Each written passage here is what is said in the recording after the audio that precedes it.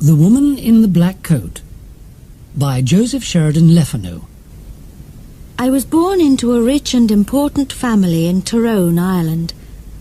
I was the younger of 2 daughters, and we were the only children. My sister was 6 years older than me, so we didn't play much together when I was young, and I was only 12 years old when she got married. I remember the day of her wedding well.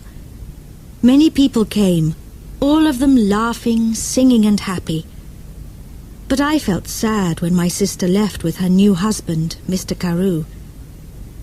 She was always very nice to me, nicer than my mother, and so I cried when she went away to her new home in Dublin.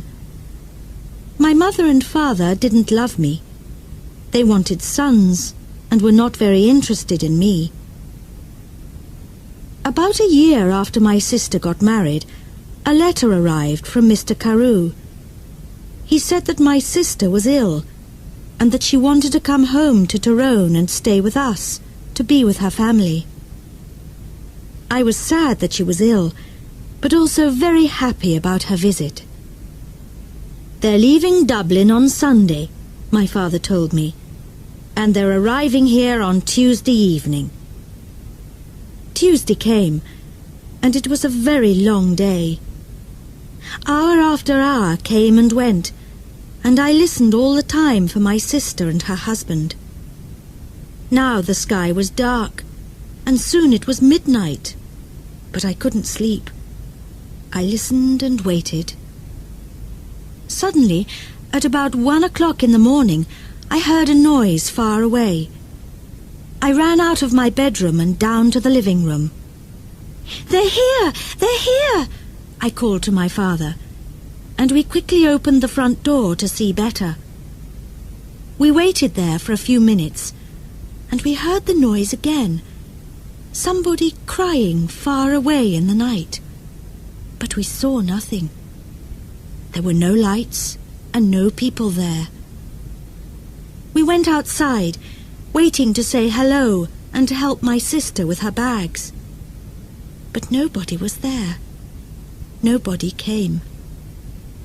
I looked at my father, and he looked at me. We didn't understand. "I know I heard a noise," he said. "Yes," I answered. "I heard it too, Father. But where are they?" We went back into the house without another word. We were suddenly afraid. The next day a man arrived and told us that my sister was dead. On Sunday she felt very ill, on Monday she was worse, and on Tuesday, at about 1 o'clock in the morning, she died, at the same time that we were outside the house in the night waiting for her. I never forgot that night. For the next 2 years I was very sad. You could say that I stopped living. I didn't want to do anything or speak to anyone. Mr. Carew soon married another young woman in Dublin, and I felt angry that he forgot my sister so quickly. I was now the only child of a rich and important family, so before I was 14 years old, men started to visit our home. They wanted to meet me and perhaps to marry me. But I didn't like any of these men, and I thought I was too young to be married. When I was 16, my mother took me to Dublin.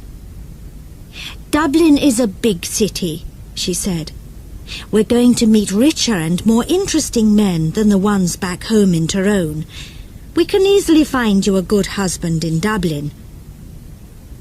In Dublin I began to be happier. I met a lot of friendly people, and I went dancing every evening. A lot of young men came to speak to me and asked me to dance. I liked talking to them. I started to live and laugh again, and I didn't think about my dead sister all the time. But my mother was not so happy. She wanted me to find a husband quickly.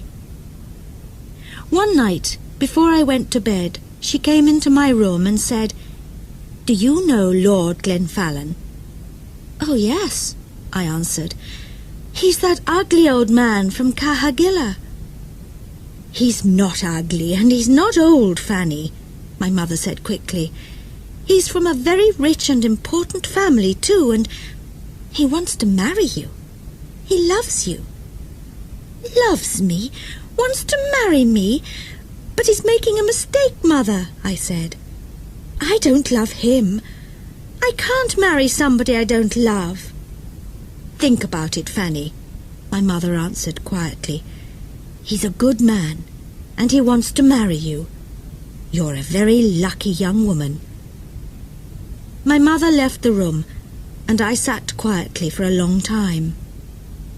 Lord Glenfallen was a nice, friendly man, I thought. I didn't love him, no, but I did like him. He always talked about interesting things. I never felt happy at home with my mother and father, but I always felt better when I talked to him. The next morning, when I saw my mother, I said only one word: yes. Lord Glenfallen and I got married the next spring, and 2 days after our wedding, we said goodbye to my family and left Tyrone. 3 days later, we arrived in Cahagilla, and I saw my husband's beautiful house for the first time. It was near a river, and there were many trees and flowers in the garden. Birds sang in the trees, and the sky was blue. I stood next to him and looked at it all, and I felt very, very happy. "Come, my love," said my husband. "You must come in and meet Martha.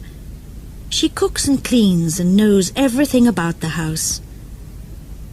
So we went into the house, and I met Martha, a friendly old woman with smiling blue eyes. She showed me round the house. Suddenly I felt excited to be there. It was a very happy place. Women sang in the kitchen, men built fires in the living rooms, and there were dogs and cats everywhere. "Come with me now, madam," said Martha, "and look at your bedroom. Then we can take up your bags, and you can wash before dinner." I followed her, and soon we arrived at a big brown door. "This is your room," she said, and she opened the door. I stood and looked, suddenly cold with fear. In front of me stood something big and black. I didn't know what it was. I thought it was an old coat, but without anybody inside it. I jumped back quickly, very afraid, and moved away from the door. "Is something wrong, madam?" Mother asked me. "Nothing. Perhaps it's nothing," I answered quickly. "But I thought I saw something in there. I thought I saw a big black coat there when you opened the door." Martha's face went white with fear. "What's wrong?" I asked her. "Now you look frightened." "Something bad is going to happen," she said. "When someone sees the black coat in this house, we know that something bad is going to happen soon to the Glenfallen family. I saw the black coat when I was a child, and the next morning old Lord Glenfallen died. Something bad is going to happen now, madam. I know it." We went down to have dinner. I felt unhappy and afraid, but I didn't say anything to my husband about the black coat. I wanted to forget about it and be happy again.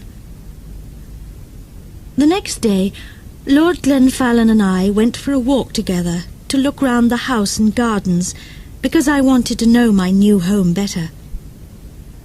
"I like this house and all the people here," I said, "and I'm happy to be here with you. It's much better than Tyrone." My husband was very quiet for a long time. He walked with his head down, thinking. Then suddenly he turned to me, took my hand and said, "Fanny, listen to me. Listen carefully. There's something I must ask you. Please, Only go into the rooms in the front of the house. Never go into the rooms at the back of the building, or into the little garden by the back door. Never. Do you understand me, Fanny?" His face was white and unhappy. I understood his words, but I didn't understand why he was suddenly a different man. Here at Cahagilla, he never smiled or laughed any more. Perhaps the back of the house was dangerous, I thought, but he didn't want to talk about it any more. We went back to the house without speaking, and again I tried to forget his words and to be as happy as I was before. It was about a month later that I met the other woman for the first time. One day I wanted to go for a walk in the gardens. It was a beautiful day, and I ran up to my room after lunch to get my hat and coat. But when I opened the door of my room, there was a woman sitting near the fire. She was about 40 years old, and she wore a black coat. Her face was white, and when I looked closely, I saw that her eyes were white too. She was blind. "Madam," I said, "this is my room. There is a mistake." "Your room?" she answered. "A mistake? No, I don't think so. I don't think there's a mistake. Where is Lord Glenfallen?" "Down in the living room," I said. "But who are you, and why are you here in my room?" "Tell Lord Glenfallen that I want him," was all she said. "I must tell you that I am Lady Glenfallen, and I want you to leave my room now," I said. "Lady Glenfallen, you are not," she cried, and hit my face very hard. I cried out for help, and soon Lord Glenfallen arrived. I ran out of the room as he ran in, and I waited outside to listen at the door. I did not hear every word, but I knew that Lord Glenfallen was very angry, and the blind woman was very unhappy. When he came out, I asked him, "Who is that woman, and why is she in my bedroom?" But my husband didn't answer me. Again his face was white with fear. His only words were, "Forget her." But I did not forget her, and every day it was more and more difficult to talk to my husband. He was always quiet now, always sad and afraid. He sat for hours looking into the fire with his unhappy eyes, but I didn't know why, and he didn't want to tell me. One morning after breakfast, Lord Glenfallen suddenly said, "I have the answer. We must go away to another country, to France or Spain perhaps. What do you think, Fanny?" He didn't wait for my answer, but left the room very quickly. I sat and thought for a long time. Why must we leave Cahagilla? I didn't understand. And I didn't want to go too far away from my mother and father in Tyrone. They were old now, and my father was sometimes ill. They didn't love me very much, but I wanted to be near them. I thought about it all day, and I didn't know what to say to my husband when he arrived back in the evening and came in to dinner. I said nothing. After dinner, I was very tired, and I went up to my bedroom early. I wanted to have a good night's sleep and think about it all again the next day. I closed my eyes and went to sleep. But I did not sleep well, because I dreamed of the black coat. Suddenly, I woke up. Everything was dark and very quiet, but somebody was at the end of my bed. There was a hand with a light, and behind the light was the blind woman. She had a knife in her other hand. I tried to get out of bed and run to the door, but she stopped me. "If you want to live, don't move," she said. "Tell me one thing. Did Lord Glenfallen marry you? Yes, he did, I answered. He married me in front of 100 people. Well, that's sad, she said, because I don't think he told you that he had a wife. Me. I am his wife, not you, young woman. You must leave this house tomorrow, because if you stay here, you see this knife? I'm going to kill you with it. Then she left the room without a sound. I didn't sleep again that night. When morning came, I told my husband everything. "Who is the blind woman?" I asked him. "She told me last night that she is your wife, that I am not your wife." "Did you go into the rooms at the back of the house?" asked my husband angrily. "I told you that you must never go there." "But I didn't," I answered. "I was in my bed all night. She came to me. Please tell me what is happening." My husband's face was white again now, and he didn't speak for a long time. Then he said, "No, she is not my wife. You are. Don't listen to her. She doesn't know what she is saying." And he left the room.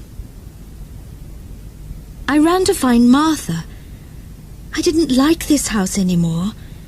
My husband was a difficult man, and I didn't understand him. Who was the blind woman? I wanted to know everything. "Don't cry, madam," said Martha when I found her. "Sit down and listen to me.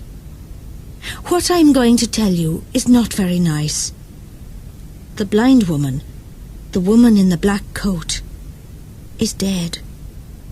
You saw her ghost. She was married to your husband, and she was Lady Glenfallen.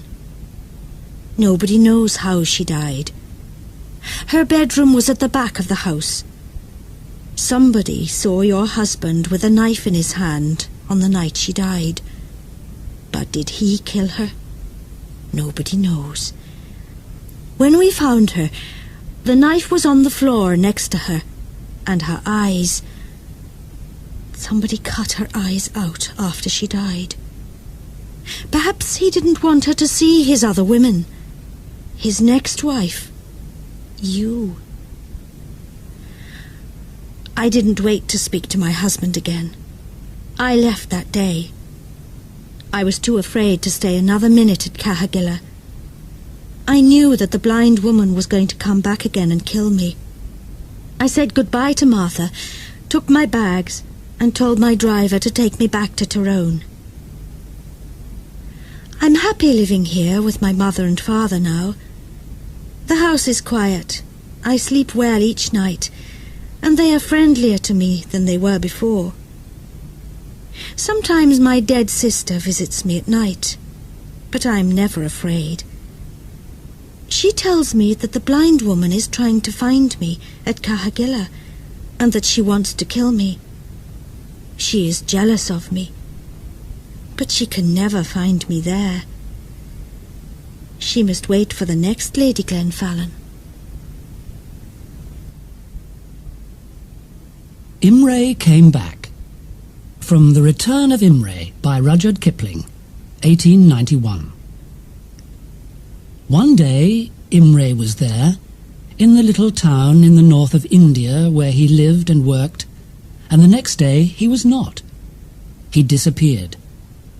One day he was with his friends, having a drink at the bar, laughing with them, friendly, happy, and then the next morning he was not at his office, his house was quiet, and nobody could find him. "Where did he go?" his friends asked each other at the bar. "And why so suddenly? Why did he say nothing to us?" They looked in the rivers near the town and along the roads, but they found nothing. They telephoned all the hotels in the nearest big city, but nobody there knew anything about Imray. Days went by, and Imray did not come back. His friends in the town slowly stopped talking about him at the bar and at the office. They began to forget about him. They sold his old car, his guns, and all his other things. And his boss wrote a letter to Imre's mother back in England and told her that her son was dead. Disappeared. Imre's house stood unlived in and quiet for 3 or 4 long, hot summer months. The hottest weather was finished when my friend Strickland, a policeman, moved to live in it. People said that Strickland was a very strange man, but I always went to see him and have dinner with him when I was in the town working for a day or two. He had 1 or 2 other friends, too. He liked his guns, he liked fishing, and he liked his dog, a very big dog called Tietjens. Tietjens always went to work with Strickland and often helped him in his police work, so the people of the town were quite afraid of her. Tietjens moved into the house with Strickland, and she took the room next to Strickland's, where she had her food and where she slept. One day, some weeks after Strickland went to live in Imre's house, I arrived in the town at about 5 o'clock one afternoon and found that there were no rooms at the hotel, so I went round to Strickland's place. Tietjens met me at the door, showing her teeth, not moving. She knew me quite well by this time, but she did not want me to go in. She waited for Strickland to come and say a friendly "hello" to me before she moved away. Strickland was happy to give me a room for 2 or 3 days, and I went to get my bag from my car. It was a nice house with a big garden. Inside there were 8 rooms, all white and clean. Strickland gave me a good room, and at 6 o'clock his Indian servant, Bahadur Khan, brought us an early dinner. "I must go back to the police station for an hour or 2 after dinner, I'm afraid. My men are questioning a man down there, and I want to know what answers they're getting," Strickland said. He left me at the house with a good cigar and with Tietjens, the dog. It was a very hot, late summer evening. Soon after the sun went down, the rain came. I sat near the window of the living room, watched the rain, and thought about my family and friends back home in England. Tietjens came and sat next to me and put her head on my leg, looking sad. The room was dark behind me, and the only noise was the noise of the rain driving down out of the night sky. Suddenly, without a sound, Strickland's servant was there, standing next to me. His coat and shirt were wet from the rain. "Sorry, sir. There's a man here, sir.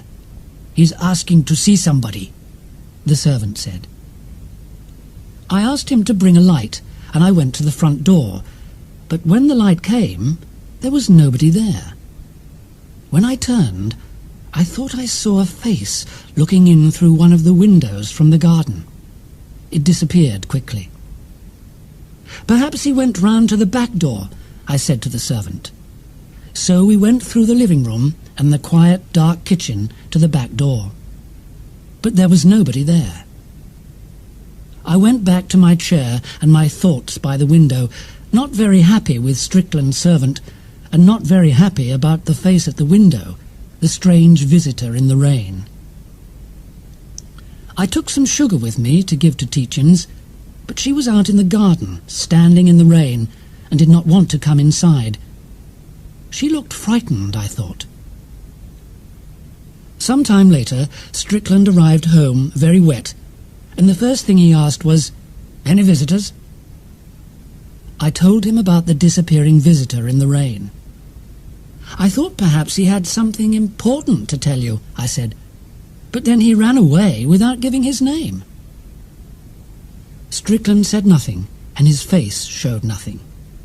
He took out a cigarette and sat smoking it for a few minutes without a word. At 9 o'clock he said he was tired. I was tired too, so we got up to go to bed. Tietjens was outside in the rain, very wet. Strickland called her again and again. He held out sugar for her, but she did not want to come into the house. "She does this every evening now," he said sadly. "I can't understand it. She's got a good, warm room in here, but she doesn't come inside and sleep in it. She started doing this soon after we came to live in this place. Let's leave her. She can sleep out there if she wants to." But I knew he was not happy to leave her outside in the rain. The rain started and stopped again and again all night, but Tietjens stayed outside. She slept near my bedroom window, and I heard her moving about. I slept very lightly, and I had bad dreams. In my half-sleep, I dreamt that somebody was calling to me in the night, asking me to come to them, to help them. Then I woke up, cold with fear, and found there was nobody there. Once in the night, I looked out of the window and saw the big dog out there in the rain, with the hair on her neck and back standing up, and a frightened, angry look on her face. I slept again, but woke up suddenly when somebody tried to open the door of my room. They did not come in, but walked on through the house. Later, I thought I heard the sound of someone crying. I ran through to Strickland's room, thinking he was ill, or that he wanted my help, but he laughed at my fears and told me to go back to bed. I did not sleep again after that. I listened to the rain and waited for the first light of morning.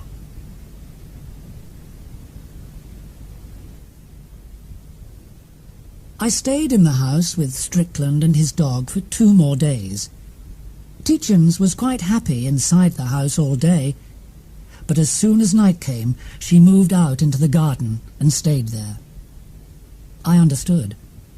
I was happy in the house in the daytime too, but in the evening and at night, I did not like it. There was something very strange about the place. I heard the noise of feet on the floor, but there was nobody there. I heard doors open and close. I heard chairs move, and I thought somebody watched me from the darkest corners of the rooms when I walked round the house. At dinner on the 3rd evening, I talked to Strickland. "I'm going to the hotel tomorrow. They've got a room there now. I'm very sorry, but I can't stay here. It's the noises in the house, you see. I'm not getting any sleep at night, and I can't work well in the day because I'm too tired." He listened carefully, and I knew he understood. Strickland is a very understanding man.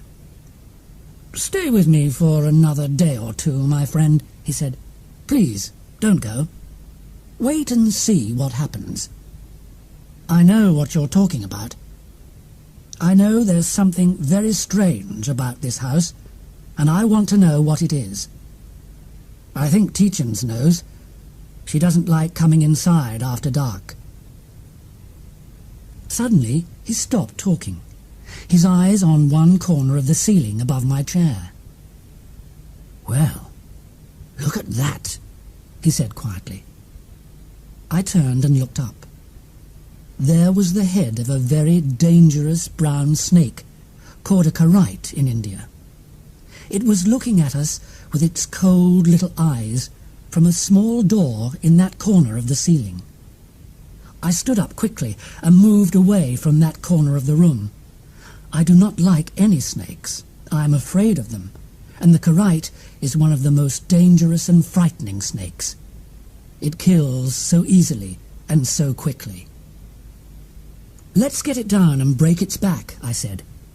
"It's very hard to catch those brown snakes, you know," Strickland answered. "They move so fast. But let's try. Bring that light over." I carried the light across to the corner of the room where the snake was, watching it carefully all the time. It did not move. Strickland carried his chair over to the same corner, took one of his guns from a cupboard near the door, and climbed up on the chair.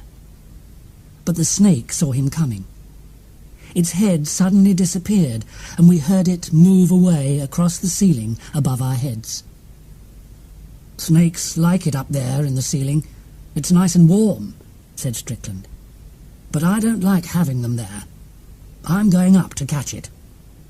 He pushed open the small door in the ceiling and put his head and arms through. He had the gun in one hand, ready to hit the snake with it and break its back. I watched from below. I heard Strickland say, "I can't see that snake, but... Hello, what's this? There's something up here." And I saw him pushing at something with the gun.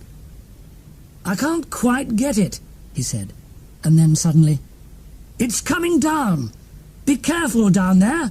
Stand back!" I jumped back. Something hit the center of the ceiling hard from above, broke noisily through it into the room, and hit the dinner table. It broke some glasses and plates on the table. There was water all over the floor.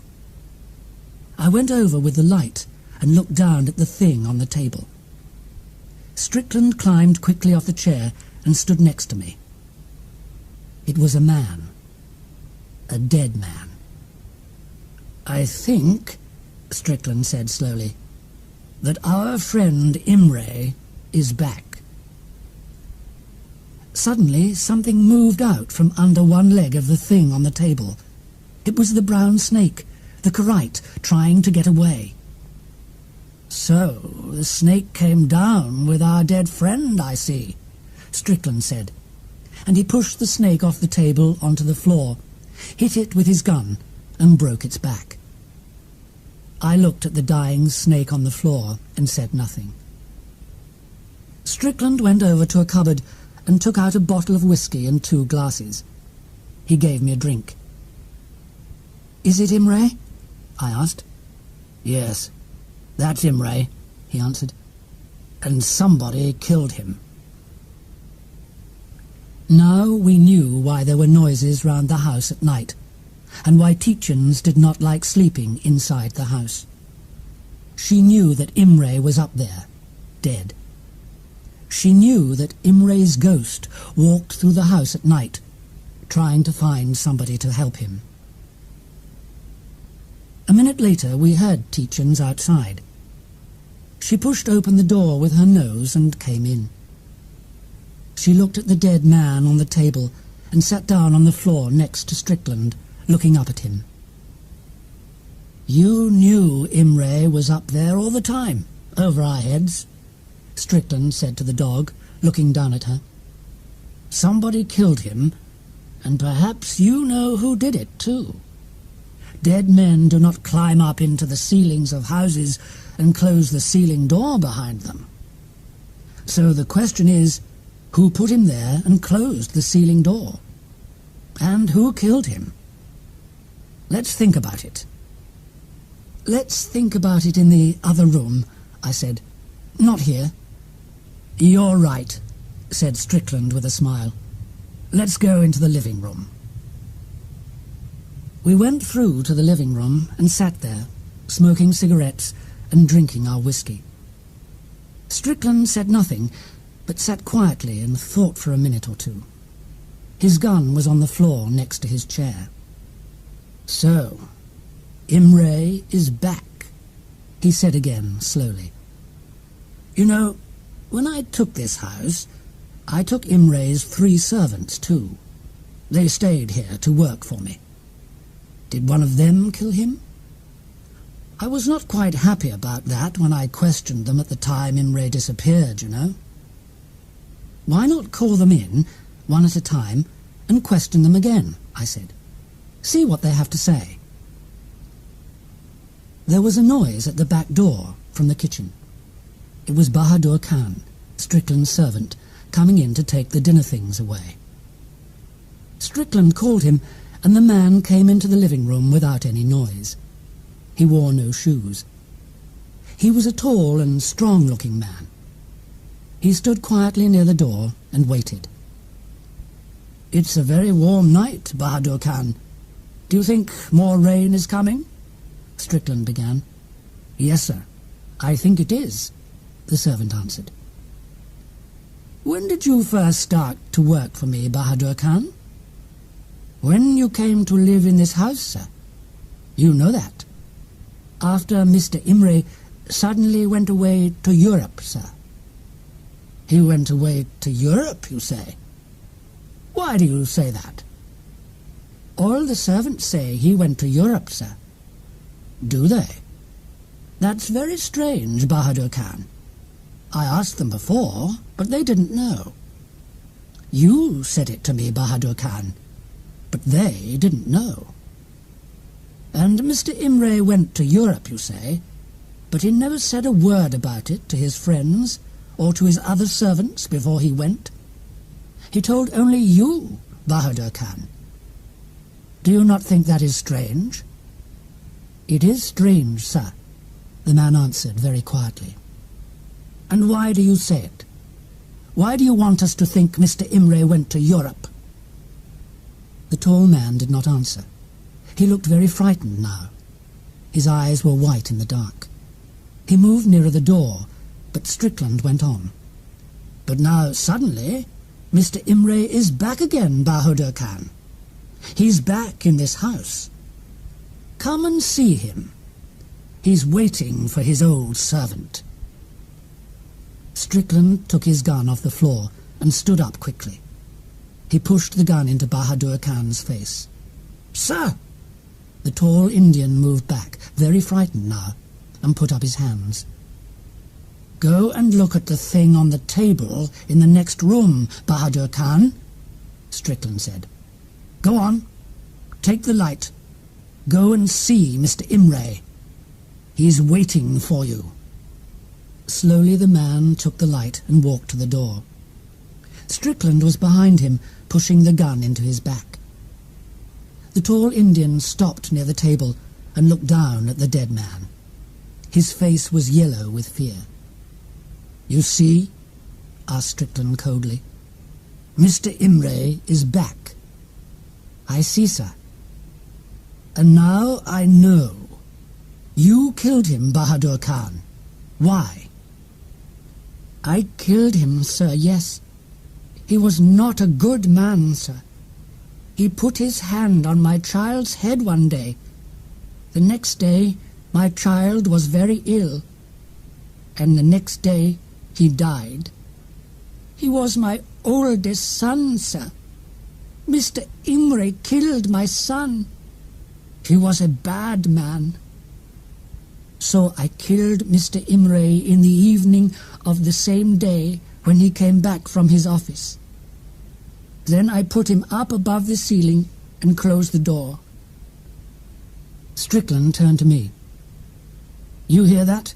He killed Imre," he said. Then he went on, "You were clever, Bahadur Khan, but Mr. Imre came back. And now I'm taking you to the police station." "But no, sir," Bahadur Khan said with a sad smile. "We are not going to the police station. Look, sir." He moved back from the table and showed us his foot. There was the head of the brown snake, the deadly karite, with its teeth in his foot. "You see, sir, I killed Mr. Imre, but I do not want to die at the hands of the police. So I am dying now, here. This snake is killing me." An hour later, Bahadur Khan was dead. Strickland called some of his policemen to take the two dead men, Imre and his killer, away to the town. And the ghost of Imre did not walk at night in the house again. That night, Tietjens came back inside the house and slept happily in her room. The Room in the Tower by E.F. Benson, 1912. It was when I was about 16 that I first had the dream, and this is what happened in it. I stood in front of a big red house and waited. Soon a man opened the door and said, "Go through into the garden and have some tea." I went through the living room and the kitchen and into the garden at the back of the house. There were 6 people there, sitting on chairs and drinking tea, but I didn't know them. Then one of the men spoke, and I saw that he was from my old school. I remembered his name, Jack Stone, but I didn't know him well. He told me that the others were his mother, father, and sisters. I didn't like it in the garden with those people. Nobody spoke to me, and it was very hot. I wanted to go home. In the corner of the garden was an old tower, a very tall, thin building. Suddenly, Mrs. Stone turned to me and said, "Jack is going to show you your room now. It is in the tower." I did not know why, but her words frightened me. I knew the tower was dangerous, and I didn't want to go there. Jack stood up, and I knew I had to follow him. Inside the tower, we walked up and up in the dark, and then we arrived outside my room. Jack opened the door, and I always woke up suddenly before I went into the room. I had this dream many times. It was always the same: the garden, the family, the tower, and I always felt very hot and frightened when Mrs. Stone said, "Jack is going to show you your room now." But I always followed him up and up in the dark, and when he opened the door, I always woke up. I never saw what was in the room. Then the people in the dream started to change. Mrs. Stone had black hair in the beginning, but after 15 years her hair was white, and she was very old and weak. Jack got older too, and ill. One of his sisters went away, and they told me she was married. I didn't like these people, and I didn't want to have the same dream all the time, but it always came back to me in the night. Then suddenly the dream stopped for about 6 months. I was very happy, and I tried to forget the garden, the people, and the tower. But one night it all started again. This time Mrs. Stone wasn't there, and all the family wore black. Mrs. Stone is dead, I thought. Perhaps Jack isn't going to take me to the tower this time. But suddenly Mrs. Stone spoke. I couldn't see her, but she said, as before, "Jack is going to show you your room now." As usual, I followed him, but this time the tower was darker than before. From a window in the tower, I saw a stone in the centre of the garden, under a tree, with these words on it: "Remember the bad and dangerous Julia Stone." Again I woke up cold and afraid. In the first week of August that year, I went with a friend, John Clinton, to stay in a house in Sussex. "Please come," he said. "My family are coming too, and they say it's a very nice place where we can walk and swim. We can drive down together on Sunday afternoon." Sunday came, and we had a nice afternoon driving down to Sussex in the sun. We arrived in the village where the house was at about 5 o'clock. We did not know where the house was, so we asked somebody. He told us it was over the river and behind some trees outside the village.